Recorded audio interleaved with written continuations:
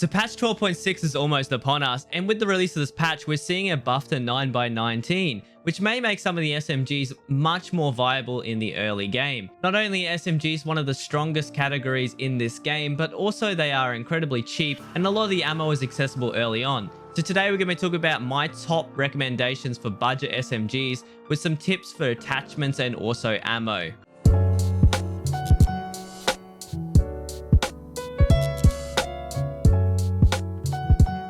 So we're going to be starting off with the KEDR and the KLIN, but as always guys, if you want any screenshots of any of the builds or any timestamps, they're going to be featured down below, so make sure to peep those if you want those. So I thought I'd start off by answering the age-old question, what's the big difference between the PP91 KEDR and the PP9 KLIN? Well, there are a few major differences that you guys need to be warned about. Now obviously these guns are statistically the same in pretty much absolutely every single part, except for one major difference, and that is the fact that the PP KLIN here on the right has an extra 100 rounds per minute fire rate. But there is another incredible difference between these two, and that's the PP KLIN can take the PMM round. So you can see here I have a PMM. I'm going to put it within the 30 round mag, and you're going to notice when it goes in the KLIN, it's perfectly fine. However, if you take it out of the PP KLIN and put it within the KEDR, it's going to go red and it will be unable to fire. There's also an attachment here called the KEDR RIS or the Rotor 43, which can be purchased from skier level 2. This allows you to take any sort of red dot sight and a tactical device down the bottom and can be mounted on both the PP KLIN and also the PP KEDR, but cannot be mounted with an additional suppressor. So this is something that you have to keep in mind. So lastly, what ammos do you use? There is an incredible amount of 9x18 and it can get very, very confusing. So I've narrowed it down to 4 ammos, 2 armor pen and 2 flesh. The 2 flesh rounds that I'd recommend would be SP7 or SP8. Both of these rounds have an incredible amount of flesh damage with incredibly low amount of penetration, but they can only be purchased from Prapor 3 and up, so for this reason I wouldn't recommend them, as by the time you get them, you can buy much better guns and or ammo. So if using these rounds, make sure you aim for any exposed body part and you'll bring people down. So that leaves you the choice between what armor pens do I buy. Well, once again, PMM is my solid recommendation, however can only be shot outside of the PP KLIN. You cannot use this ammo within the KEDR, so for that reason my ultimate penetration choice here, purchased from Prapor 2, would be PM PBM. It has 44 damage and 22 pen, and for this reason is the best all-round round that you can get for 918. Next up is the difference between the PP19 and the Saiga 9, one of my favorite 9x19 calibers. But the first thing you really need to be careful of, is I've made the same mistake, is getting these two mixed up. The left hand side is the PP19, which is in my opinion one of my favorite early game guns, and the other one is the Saiga 9 carbine. And what you need to know about these two is obviously one of these is single fire and they're both very similarly priced. So in my humble opinion, there is no reason to use the Saiga 9 over the PP19. Modding the PP19 is actually incredibly easy. You don't really need to do a lot. If you want to suppress it, you can buy a cheap suppressor here from Mechanic Level 2, the Vityaz 9x19, and sometimes they're cheaper on the flea market for around 12,000. Prices may vary during wipe, but this suppressor is incredibly cheap and doesn't affect ergo too much. As for the other attachments, you can purchase this from Prapor 2, and this is a recoil butt pad that gives 1 ergo and 5 recoil reduction, which is amazing, and that goes straight on the foldable stock.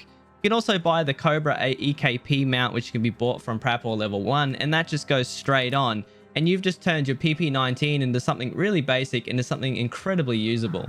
Another option is you can buy a dust cover at level 2 Prapor that allows you to mount any sight that you want to the PP19, which is actually a really nice thing that you can do to the gun. So you can actually take off the default dust cover, and this one has a rail built into the dust cover, which is brilliant, and you can go ahead and put any scope you want on there. But for those of you who are incredibly lazy, if you happen to find a Submariner Golden roller watch, you can actually go ahead and trade one of these for a really kitted out PP19 and Mechanic Level 1.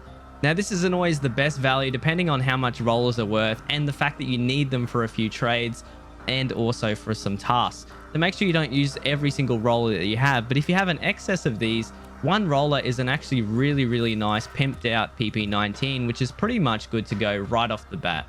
Alright, so let's look at 9x19. The first thing you need to know is that there is a significant difference in penetration between PSO and PST.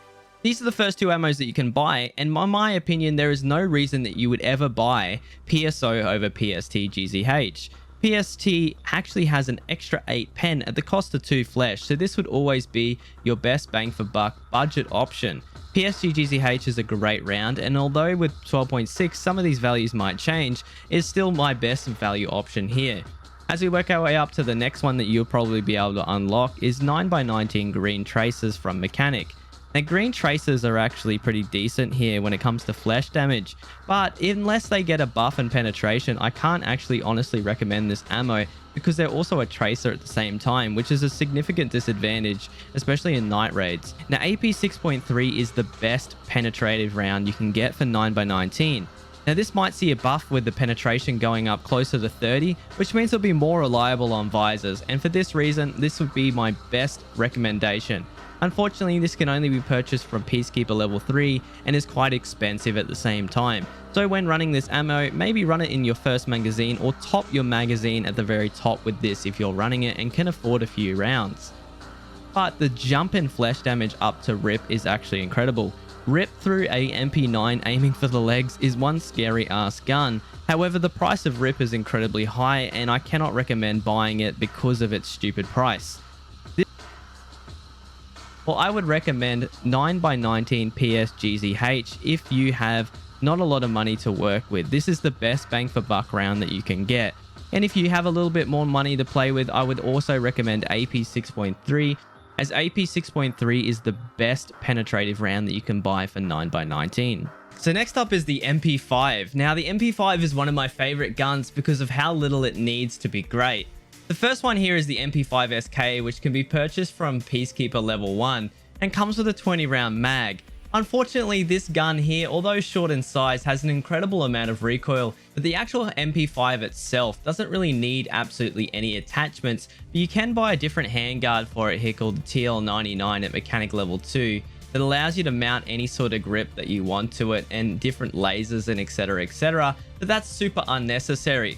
As for scope rails, you can actually buy one from Peacekeeper level 2 here called the MFI HK Universal, and you can put a lot of great scopes on top of here if you cannot stand the iron sights. So before we get into mags, know that you need 150 round of mag for Gunsmith Part 3 for the MP5 task, but if you want to find one of these mags, you can actually barter it for Mechanic level 2 here for one power supply unit, which is actually a really good deal. As for magazine choice, you have a difference between a 20 rounder and a 30 rounder once again.